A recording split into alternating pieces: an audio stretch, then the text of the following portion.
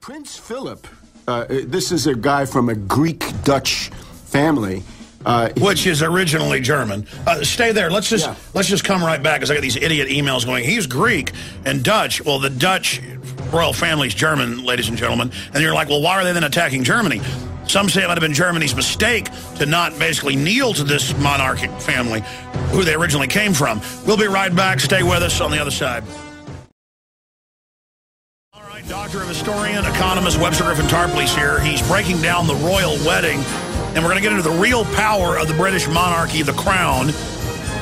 These pretenders to the throne. The throne itself is a fraud, and what this modern spectacle is all about. Then we're getting into the birth certificate and Tarpley's view on that. We're getting into the economy, the wars, and we'll get to some of your phone calls.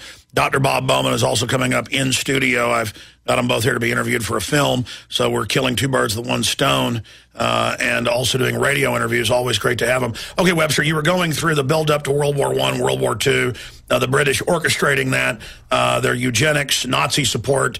Let's continue. All right, so Edward VII, if anybody is the architect of the catastrophe of the 20th century, Edward VII is right up there. He's at least a real contender. The question I think that your email question touched on is, what is the name of this family? Who are they, right, this royal family?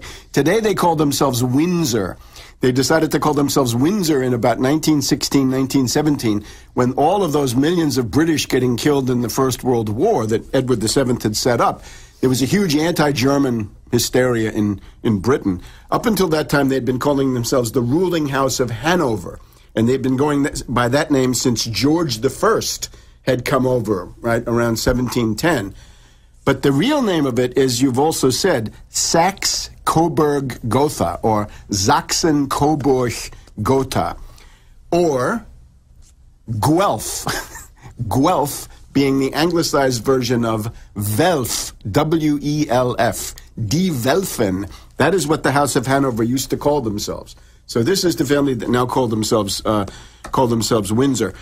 Prince Philip of again, a Greek-Danish branch of this family, is the guy who wants to come back as a virus. But the question was, after 1945, did they learn that Nazism was bad? Well, who was Prince Philip's best friend? His best friend was Prince Bernard of Holland. Another relative, another German princeling dispatched to fertilize Queen Beatrix, the princess. And expanding on that, for those that are not aware of this, when I say they began what is Nazism, that was only one branch of the eugenics movement that they heavily financed starting in the 1850s through Galton. This is all mainline history. In the case of Philip, his best friend, lifelong friend, was Prince Bernard of Holland, and that, of course, is the founder of the Bilderberger Group. In a way, you could say the Bilderberger Group, the royal patrons of that Bilderberger phenomenon, were Prince Philip and are Prince Philip still, and now the late Prince Bernard. What's with Prince Bernard? He was a minor, not very wealthy German nobleman, not even a prince. I think he was the ruler, maybe the Duke or the Count of Detmold Lippe for sure. And he married the House of Orange, which is either they're the richest in the world or the Windsors. It's between Orange and Windsor. And that's a big state secret. They're so powerful, they successfully have had the AP agree to never photograph them even in public. All right. Bernard had been, when he had been in the university in Berlin in the late 1920s, he had joined the Nazi stormtroopers. He was a brown shirt. He was a member of the SA, the Sturmabteilung. But then it was realized, of course, that he was on his way to... So he left Germany, ran back, and as the German planes are invading, he does photo ops shooting at them. Hang on.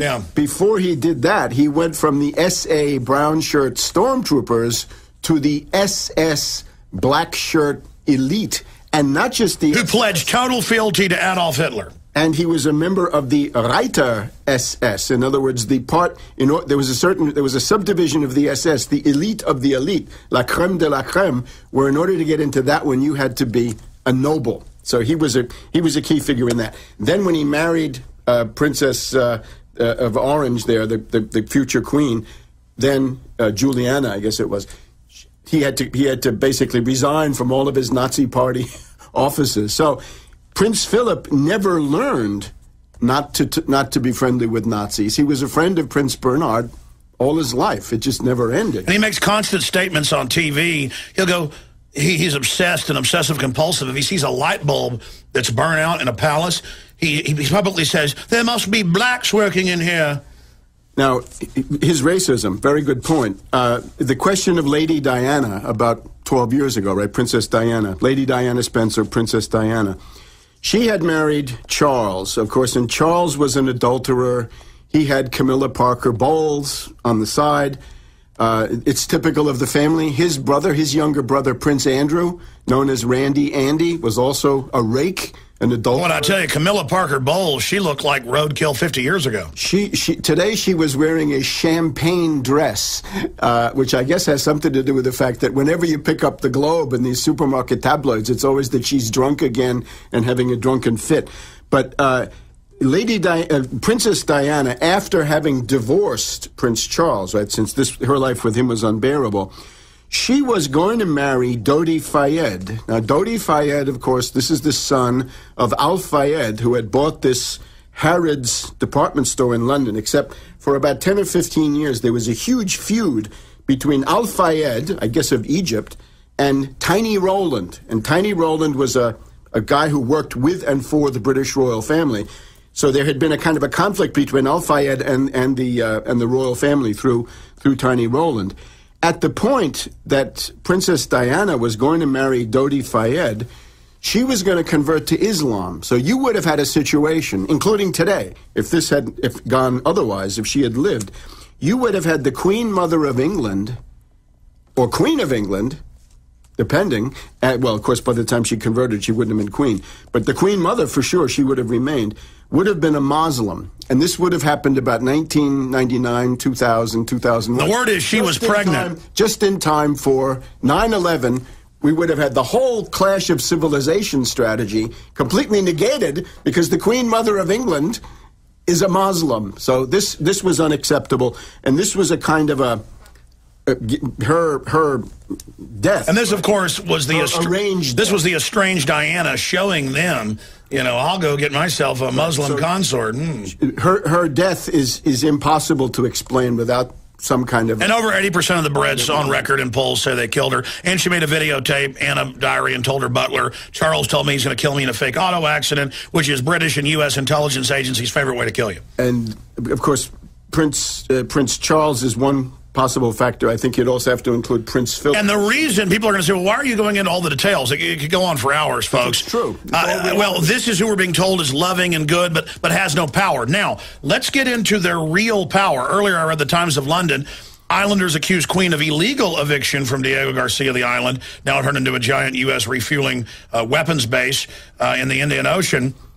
In the middle of the Indian Ocean, and they kicked out 3,000 of the tribes that's lived there for basically ever, and she just says that she's the queen. If she has no power, she gave the order. How does she suspend parliaments? What is her real power? What is her real position? Like the Dutch, her wealth is secret. First of all, she is fabulously wealthy. I mean, she doesn't appear on these lists. When you see something that says, Warren Buffett or Bill Gates is the richest... And they advertise her allowance in taxpayer money, the billions for heating the palaces and the rest of it, as if that's the only money. She has a large fortune, which does not appear because it is held through this... They have the loot of 1,000 years. I think it's called Coutts, C-O-U-T-S, is the bank that handles her personal finances. Anyway, there are trusts and other things that you don't see that she owns, right? It's rumored that she owns a good part of the real estate in Manhattan, right? That would already make her fabulously wealthy. She can dissolve Parliament anytime she wants. She can just send them all home. She has to appoint the person who tries to become prime minister. You want to try to form a government, you have to go through her. She has governor generals. The governors general. Let's go through the governors general. I think the most eloquent examples that I could cite were in 1975, you had this guy, Gow Whitlam in Australia, who was trying to set up an alternative energy supply for Australia. He was trying to make direct oil for technology deals with Middle East oil producers, a very good thing to do.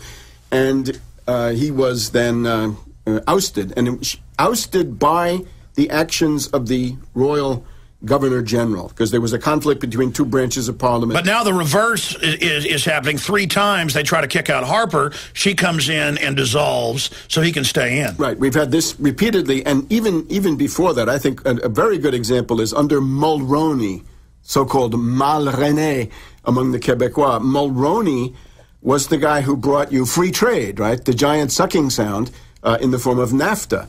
There was a large opposition in the Canadian Senate.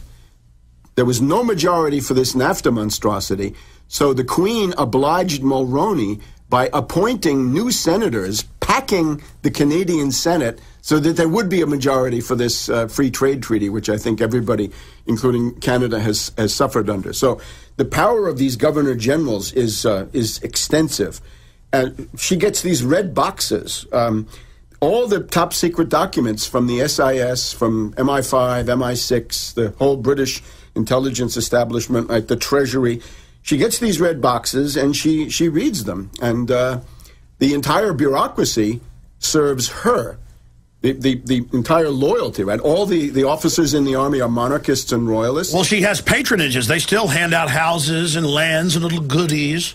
Right. We just had the Maundy gifts, right, where she gives a piece of gold for every year of her age to these poor commoners. Ultimately, what it inculcates is the sense of being a subject, in the sense of being an inferior person. In other words, there's a sovereign, that's her, and there's a subject, and that's you, and you're a subject to the whims of the sovereign. So it's a completely degraded system. It is a feudal relic. And, of course, it's a terrible index of the degradation of the United States that people put up with this, right?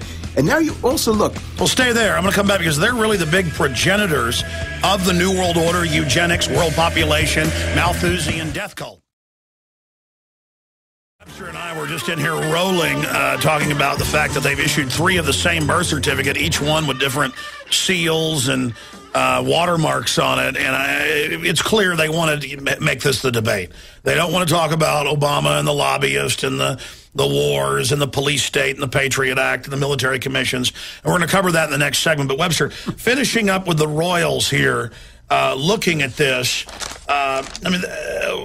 this Bernaysian, I'm sure you've studied modern advertising and Edward Bernays, the father of it. But in the 20s and 30s, he advised the Department of War, then later the Pentagon. He said, look, royals are unpopular, politicians are unpopular. You have big gala events that are seen as very elite. You have the media cover it, radio and print, and then newsreels in the theaters, later TV. And then you get all of the movie stars and sports stars together with the politicians. You have the politicians hosted, so everyone is bowing to them. And that's all this is a Bernaysian trick, constantly lining up people to have an audience with the Queen, and then they trot out this so-called commoner, so they don't have children that are unrecognizable, which is a smart move for them. Maybe they won't be as insane or brutal, and inbreeding these psychopathic tendencies. But they also arrested, including Charlie Veitch, peaceful. He's the head of the love police. Folks that were going to just demonstrate against the wedding. So that shows your freedom in England. They had a sweep the last 2 days, picking everybody up who'd even criticized the wedding. I think you would have to conclude that Great Britain is a police state far beyond anything that we've seen here in the United States. Well, she's such a nice old lady. With these closed-circuit TV cameras everywhere. This Windsor dynasty, they have presided over the creation of a police state, and now we have this wedding. Which, again, is being used as a spectacle to essentially brainwash the world. They said, according to CNN, there were 2 billion people watching. It's so incredible. No one can wait until it comes. The greatest event in history. It's so wonderful. It's fairy tale. Let's all gather. Look at the diamonds. Look at the coach with the cherry interior drawn by 4 white stallions. This is absolutely the height of culture. A bunch of inbred psychopathic killers up there. Who run around at cocktail parties wearing Nazi uniforms, one of the princes. It just goes on and on. I also would put it in a somewhat broader context. Without being xenophobic, because I'm not, you have to notice that there's now a prevalence of British voices telling you the news. Right? You put on ABC this week, you have Christiane Amanpour, whose center of gravity, wherever she comes from, is obviously London.